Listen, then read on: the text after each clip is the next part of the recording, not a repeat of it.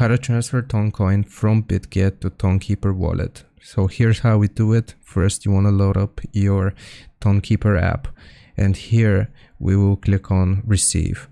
This is going to give you your address, and you just want to click on copy, so you copy the address.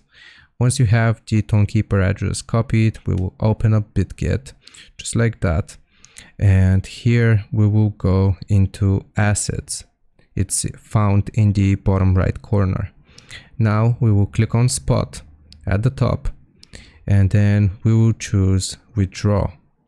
From here, it's going to show you all of these different cryptos, and you want to use the search bar to search for Ton, and you will see Toncoin here.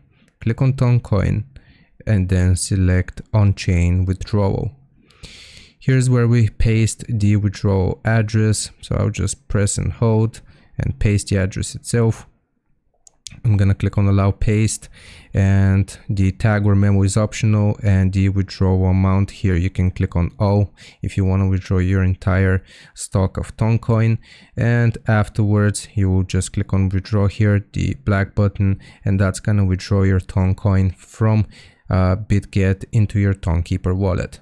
I hope this helps. Leave a like and sub. I'll see you next time.